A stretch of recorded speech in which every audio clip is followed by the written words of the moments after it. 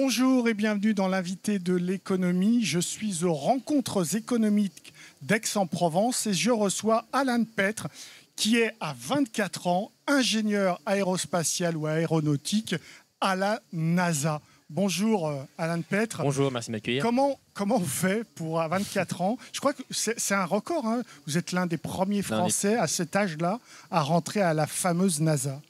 C'est ça. Je travaille actuellement au NASA Jet Propulsion Laboratory, qui est l'un des 10 centres de la NASA, qui est situé en l'occurrence à Los Angeles, en Californie.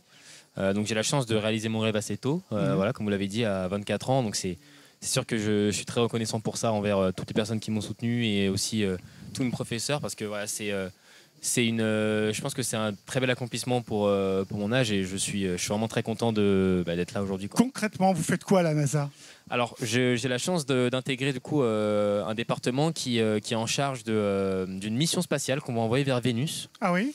Donc la NASA a un regard d'intérêt vers Vénus. Voilà, c'était plus en l'occurrence Mars les années passées.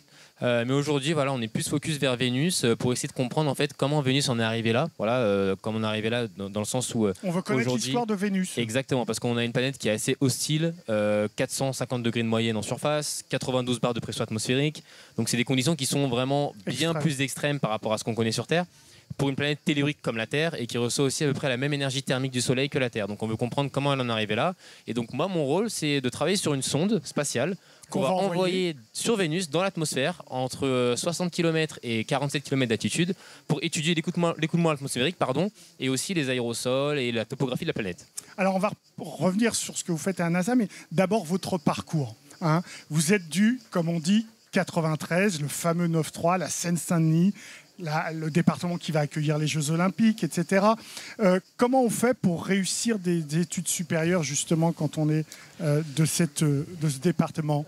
C'est sûr que oui, la Seine-Saint-Denis, c'est un département qui connaît quelques difficultés parfois. Quelques jeunes aussi qui ont du mal à s'orienter, qui ont du mal aussi à parfois même rêver, tout simplement. Ouais. Rêver comme moi, j'ai eu la chance de rêver aussi assez jeune. Donc oui, je pense que ce qu'il faut, la touche qu'il faut avoir, ce serait l'ambition déjà. L'ambition et viser le plus haut possible et ne pas s'arrêter à une couleur de peau, une origine, et se dire que peu importe d'où on vient, si on est motivé et déterminé et qu'on a un rêve et un objectif précis et qu'on se donne les moyens d'y arriver, qu'on travaille pour, on peut aussi y arriver. Voilà, mais il faut être tenace et il ne faut pas lâcher, quoi. Bon, vous avez rencontré des difficultés dès le lycée. Hein, il y a des profs avec qui ça passait pas. Exactement. Moi, j'ai eu aussi mes difficultés, comme tout parcours aussi qui vise à une grande ambition. On a des difficultés. Et donc moi, ma difficulté, c'est vrai que je l'ai connue assez tôt, à 17 ans, à la fin de mon lycée. J'ai eu certains professeurs qui ne m'avaient pas forcément encouragé dans mon souhait d'aller dans l'aérospatial et qui m'avaient dit comme quoi que c'était un domaine qui était un peu trop difficile d'accès, trop difficile tout court même, et que la NASA, en tant que Français, il y en a très peu. Parce que dès cette époque, vous visiez la NASA? Dès la primaire, j'ai eu ce rêve-là d'aller à la NASA un jour. Je le disais haut et fort depuis la primaire et je continue à le dire haut et fort au lycée. Et c'est ce pourquoi voilà, j'ai malheureusement pas été orienté dans une formation qui me plaisait au départ. Donc pendant mes études, j'ai connu une réorientation pour suivre ma passion et être un peu entre guillemets borné et me dire allez, j'ai une passion, j'y vais et je tente ma chance. Une bête en maths, vous étiez, et en physique ou pas? Alors c'est vrai que pour devenir ingénieur aérospatial, ingénieur tout court même, il faut avoir des bons résultats en sciences, voilà, mathématiques, physique, parfois aussi en sciences générales, donc en chimie, ça peut être aussi en biologie. Mais c'est vrai que voilà, il faut avoir un bagage quand même assez conséquent en mathématiques et pour pouvoir y arriver. Mais voilà, il n'y a pas que ça. Voilà, il n'y a pas que les notes et pas seulement ça. Il y a aussi la motivation. C'est important d'être ce qu'il y a autour, la motivation, l'envie, la curiosité aussi, parce que plus on est curieux, je pense, plus on est motivé à apprendre des choses et plus on en apprend et voilà, forcément, plus on a envie. Donc forcément, je pense que c'est important. Mais donc, quand on est en terminale, normalement, quand on est bon en maths et en physique, c'est les classes prépa. Or, vous êtes allé plutôt en DUT. Exactement. Ouais. C'est vrai que la voie, quand on pense à un ingénieur, on pense plutôt aux classes préparatoires et ensuite une grande école d'ingénieur. Moi, en l'occurrence, ça n'a pas été mon cas parce que voilà, j'ai commencé dans une formation en DUT GEA, donc gestion des administrations. Ah oui, rien à voir. Qui n'a rien à voir. Et je trouvais ça assez risqué de me réorienter en prépa parce que la prépa, c'est quand même assez théorique et c'est très très poussé en termes de maths et physique, c'est très calculatoire. Et donc, je me voyais plus faire une formation qui était plus pratique, peut-être plus professionnalisante. Ouais. Donc, le DUT me convenait bien. Et quand j'ai appris qu'il y avait des DUT en sciences de l'ingénieur aussi qui pouvaient potentiellement déboucher sur une école d'ingénieur aussi comme une prépa, bah, j'ai fait ce choix-là qui du coup a payé aujourd'hui, quoi. Ouais. Et après, donc vous intégrez une école d'ingénieur. Exactement. Donc après, j'ai intégré une école d'ingénieur. Donc j'ai eu la chance d'intégrer l'Institut supérieur de l'aéronautique et de l'espace en partenariat avec le CNAM, le Conservatoire national des arts et métiers, en alternance du coup, parce que voilà, mes parents avaient pas forcément les moyens de m'aider, donc je devais travailler les week-ends, j'avais des heures de transport pendant le DUT. Une grande marque de vêtements. Chez Hugo Boss, exactement. et du coup voilà, ça a été un peu compliqué pendant le DUT et je me suis dit voilà, si je fais une école d'ingénieur, ce sera en alternance ou rien. Donc j'ai voulu faire l'alternance et j'ai eu la chance d'être pris chez Ariane pendant 3 ans au Muro. Ah, donc c'est ça qui vous met d'abord le pied à l'étrier. Exactement. C'est l'école d'ingénieur, Ariane en alternance. Exactement. Et après, comment, quand on est à Ariane, on se dit tiens, je vais aller de l'autre côté de l'Atlantique. Alors c'est ça, ça m'est venu parce que voilà, j'avais ce rêve-là et j'avais cet objectif-là et je me suis dit bon, 2 ans avant, j'étais en DUT GEA et je me voyais pas aujourd'hui être, ne serait-ce que chez Ariane, qui est quand même un symbole en Europe. C'est les lanceurs Ariane, c'est nos fusées en Europe, européennes, françaises, allemandes.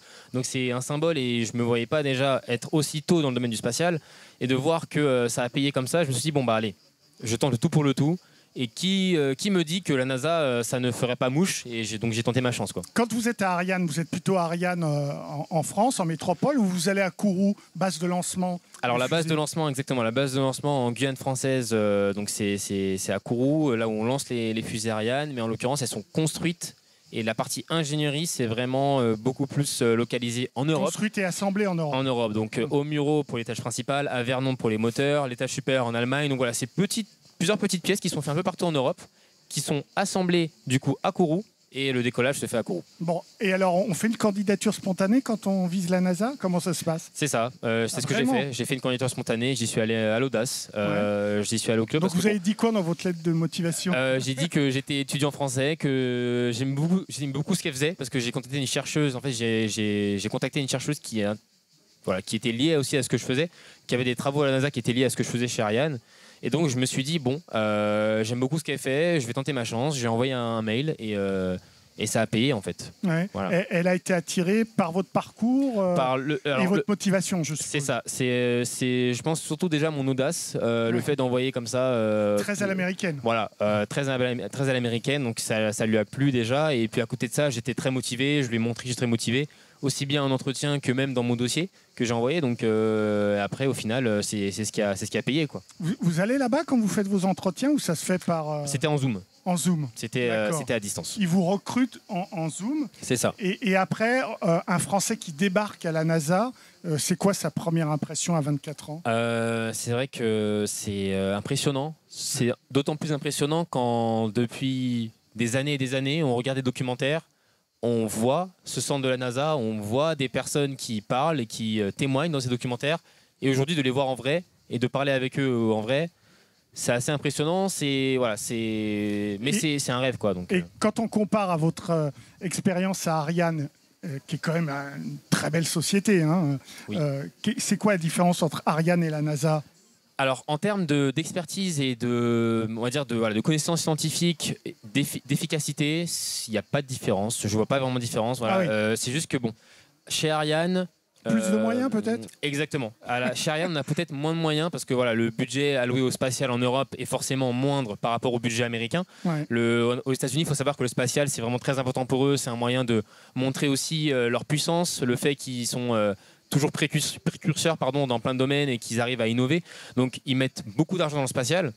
Donc, c'est sûr que ça se ressent, ça se voit. Vous avez les moyens. On a les moyens pour faire de grandes choses et pour faire des missions qui sont aussi ambitieuses. Mais important de dire qu'en Europe, avec l'Agence spatiale française, le CNES ou avec l'ESA, on a aussi des projets qui sont très ambitieux avec un budget qui est moins élevé. On arrive à faire de grandes choses et c'est important de le souligner. Mais vous voyez l'évolution de la NASA aussi, qui sous-traite, notamment à Elon Musk, etc.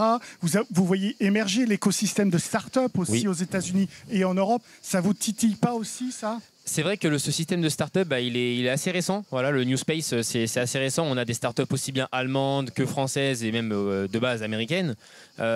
Aujourd'hui, on a un peu ce partenariat public-privé entre les agences spatiales, par exemple la NASA qui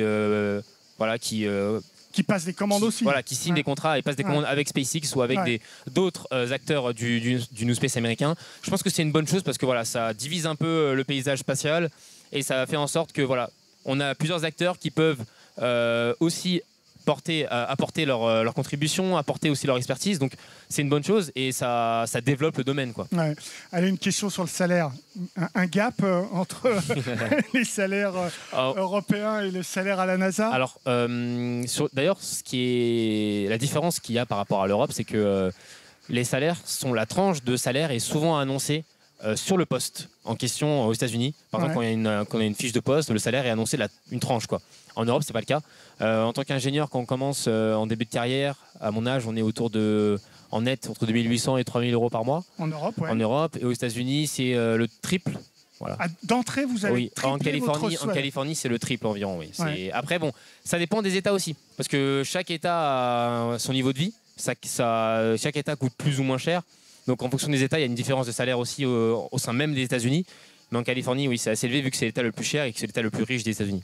Dernière question, vous êtes heureux là-bas de vivre aux États-Unis? Je vis un rêve là, c'est génial. En plus, Los Angeles, bon, je pense que c'est pas la ville la plus dure à s'acclimater. Je suis très content d'être à Los Angeles et de vivre là-bas, de commencer ma carrière là-bas. Donc c'est une chance inouïe et je savoure et la de France jour en ne jour. manque pas. La France me manque quand même un peu. Voilà. De temps en temps, des fois, je pense aux petites baguettes de pain. Je dirais pas non. Mais voilà, c'est sûr que vivre son rêve, ça n'a pas de prix.